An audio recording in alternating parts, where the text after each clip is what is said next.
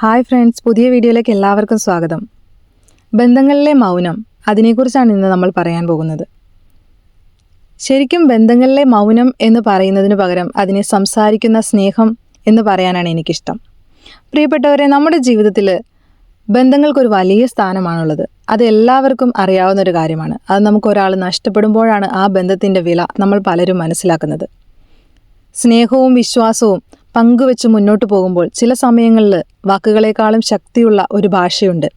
അതാണ് ശരിക്കും മൗനം. നമ്മുടെ ബന്ധങ്ങളിൽ മൗനം കടന്നു വരുമ്പോൾ പലപ്പോഴും നമുക്ക് ഭയം തോന്നാറുണ്ട്. എന്തുകൊണ്ടാണ് അവരൊന്നും സംസാരിക്കാത്തത്? ഞാൻ എന്തെങ്കിലും തെറ്റ് ചെയ്തിട്ടുണ്ടാവുമോ? അല്ലെങ്കിൽ അവർക്ക് എന്തെങ്കിലും ഞാൻ ചെയ്തത് ഇഷ്ടപ്പെടാതായിട്ടുണ്ടാവുമോ? എന്തായിരിക്കും അതിൻ്റെ കാരണം? ഇങ്ങനെയുള്ള ചോദ്യങ്ങൾ നമ്മുടെ മനസ്സിൽ ഒരുപാട് അലയടിക്കും. എന്നാൽ എല്ലാ മൗനവും അകൽച്ചയുടെയോ ദേഷ്യത്തിൻ്റെയോ അടയാളമല്ല. അത് നമ്മൾ മനസ്സിലാക്കേണ്ടതുണ്ട്. ശരിക്കും നോക്കുകയാണെങ്കിൽ മൗനം 2 തരത്തിലാണുള്ളത്. ഒന്നാമതായിട്ട് പറയുകയാണെങ്കിൽ മുറിവേൽപ്പിക്കുന്ന മൗനം. ഇത് ശരിക്കും ഉണ്ടാകുന്നത് ദേഷ്യം അല്ലെങ്കിൽ വാശി, അതുമല്ലെങ്കിൽ അകന്നു നിൽക്കാനുള്ള ഒരു ശ്രമം എന്നിവയിൽ നിന്നെല്ലാം ഇതുണ്ടാവാനുള്ള സാധ്യതയുണ്ട്. ഈ മൗനം ബന്ധങ്ങളിൽ വിള്ളൽ വീഴ്ത്തും, ബന്ധങ്ങളിൽ മുറിവുകൾ ഏൽപ്പിക്കും. സംസാരിക്കേണ്ട സമയത്ത് മിണ്ടാതിരിക്കുന്നത് അതൊരു തരം ശിക്ഷയാണ്. നമ്മുടെ ഓപ്പോസിറ്റ് നിൽക്കുന്ന വ്യക്തിയോട് നമ്മൾ കാണിക്കുന്ന ഒരു ക്രൂരതയാണ്. ഒരാൾ നമ്മളോട് സംസാരിക്കണമെന്ന് ആഗ്രഹിക്കുകയും അതിനു വേണ്ടിയിട്ട് ഏങ്ങുകയും ചെയ്യുന്ന ഒരു സമയത്ത് തീർച്ചയായും നമ്മൾ അവരോട് ഒരു അനുകമ്പ കാണിക്കണം. അതൊരു സഹജീവിയോടുള്ള അനുകമ്പയായിട്ട് മാത്രം കണ്ടാൽ മതി. അതിനുശേഷം നിങ്ങൾക്ക് അവരെ വിട്ടിട്ട് പോകണമെങ്കിലോ ഉപേക്ഷിച്ചിട്ട് പോകണമെങ്കിലോ എന്ത് വേണമെങ്കിലും ചെയ്യാവുന്നതാണ്. പക്ഷെ ആ ഒരു സമയത്ത് നിങ്ങൾ അവർക്ക് നൽകുന്ന ആ ഒരു ചാൻസ്, അത് അവരുടെ ജീവിതത്തിൽ അവർക്കതൊരു വലിയ സപ്പോർട്ടായിരിക്കും. അതുകൊണ്ട് തന്നെ ഇത്തരത്തിൽ സംസാരിക്കേണ്ട സമയത്ത് മിണ്ടാതിരിക്കുന്നത് ഒഴിവാക്കുകയാണ് വേണ്ടത്. അത് മുറിവേൽപ്പിക്കുന്ന മൗനമാണ്. സത്യസന്ധമായിട്ടും തുറന്നു പറഞ്ഞും ഈ മൗനത്തെ നമുക്ക് തകർക്കാനാകും. അതിനു വേണ്ടിയിട്ടുള്ള അവസരങ്ങൾ നമുക്ക് ഉണ്ടാക്കിയെടുക്കാം. ഇനി അടുത്ത മൗനം എന്ന് പറയുകയാണെങ്കിൽ ആഴത്തിലുള്ള മൗനമാണ്. ഇത് സ്നേഹത്തെയും വിശ്വാസത്തെയും എല്ലാം ഡിപ്പെൻഡ് ചെയ്ത് ഉണ്ടാകുന്നൊരു മൗനമാണ്.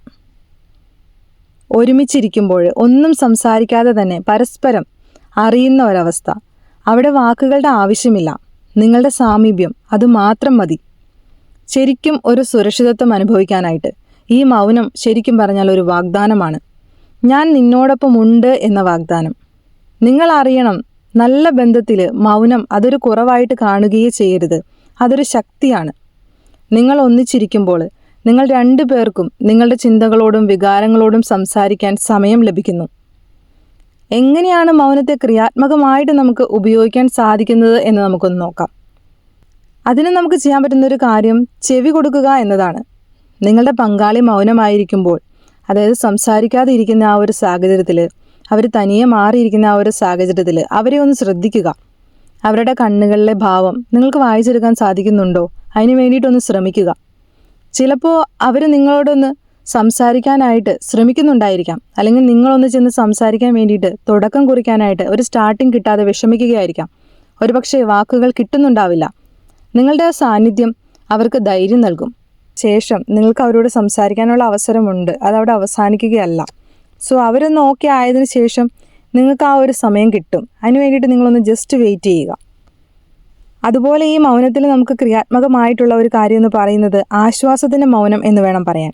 നിങ്ങളുടെ പ്രിയപ്പെട്ടവർ ദുഃഖിതരായിട്ടിരിക്കുമ്പോൾ വാക്കുകളെക്കാളും ശക്തിയുണ്ട് ഒരു സ്പർശനത്തിന്. അവിടെ പോയി നമ്മൾ ഒരുപാട് സംസാരിക്കുകയോ അല്ലെങ്കിൽ അവരോട് അലച്ചു കെട്ടി എന്തെങ്കിലുമൊക്കെ മോട്ടിവേഷണലായിട്ട് പറയുകയോ ഒന്നും ചെയ്യേണ്ട ആവശ്യമില്ല. അവരെ മോട്ടിവേറ്റ് ചെയ്ത് മുന്നോട്ട് കൊണ്ടുപോകാം, അല്ലെങ്കിൽ നിങ്ങൾ പറയുന്നതിലൂടെ അവർക്കൊരു വലിയ സപ്പോർട്ട് കൊടുക്കാമെന്ന് നിങ്ങൾ ചിന്തിക്കുന്നത് ശരിക്കും പറഞ്ഞ ഒരു മണ്ടത്തരമാണ്. ആ ഒരു സമയത്ത് അവർക്ക് ചിലപ്പോൾ നിങ്ങൾ പറയുന്നത് ഒന്നും ക്ലിയർ ആവുക പോലും ചെയ്യില്ല. അവരത്രയ്ക്കും അപ്സെറ്റ് ആയിട്ടുള്ളൊരു അവസ്ഥയായിരിക്കും. ആ ഒരു സമയത്ത് നിങ്ങൾക്ക് ചെയ്യാൻ കഴിയുന്ന ഒരു കാര്യമാണ്, അവരങ്ങനെ ദുഃഖിതരായിട്ടിരിക്കുമ്പോൾ അവരുടെ അടുത്ത് ചെന്ന് അവരിയ്ക്കുന്ന ആ ഒരു സിറ്റുവേഷൻ മനസ്സിലാക്കി, ഞാൻ നിന്നെ മനസ്സിലാക്കുന്നു എന്ന് പറയുന്നതിന് തുല്യമാണ് ആ ഒരു സമയത്ത് അവരുടെ അടുത്ത് ചെന്നൊന്ന് ഇരിക്കുകയും അവരുടെ കൈ ഒന്ന് കോർത്ത് പിടിക്കുകയും ചെയ്യുന്നത്. അവിടെ ഒരുപക്ഷെ നിങ്ങൾ ഒരു വാക്കുപോലും സംസാരിക്കേണ്ട ആവശ്യമില്ല. ഈ മൗനം അത് എല്ലാം സംസാരിക്കും. നിങ്ങൾ അവരുടെ കൂടെയുണ്ട്, നിങ്ങൾ അവരെ ഒപ്പം നിൽക്കുന്നു എന്നുള്ളത് അവർക്ക് നിങ്ങൾ പറയാതെ തന്നെ നിങ്ങൾ വ്യക്തമാക്കി കൊടുക്കുകയാണ്. ഇത്തരത്തിൽ ബന്ധങ്ങളിൽ മൗനം ഉണ്ടാകുന്നത് സ്വാഭാവികമാണ്. എപ്പോഴാണ് സംസാരിക്കേണ്ടതെന്നും അതുപോലെ തന്നെ എപ്പോഴാണ് മൗനമായിരിക്കേണ്ടതെന്നും തിരിച്ചറിയാനുള്ള വിവേകമാണ് നമ്മൾക്ക് വേണ്ടത്. വാക്കുകൾ മുറിവേൽപ്പിക്കുമ്പോൾ മൗനം ചിലപ്പോൾ ഒരു മരുന്ന് പോലെ പ്രവർത്തിക്കും. സംസാരിക്കാൻ അവസരമില്ലാത്തപ്പോൾ മൗനം നമ്മുടെ ഹൃദയത്തിൻ്റെ ഭാഷയുമാകുന്നു. നല്ല ബന്ധങ്ങൾ എന്നാൽ ഒരുപാട് സംസാരിക്കുന്ന ബന്ധങ്ങളല്ല, മറിച്ച് മൗനത്തിലും സ്നേഹം പങ്കുവയ്ക്കാൻ കഴിയുന്ന ബന്ധങ്ങളാണ്. അത്തരത്തിലുള്ള സ്നേഹത്തിൻ്റെ മൗനം നമ്മുടെ ബന്ധങ്ങളിൽ നമുക്ക് വളർത്തിയെടുക്കാൻ ശ്രമിക്കാം.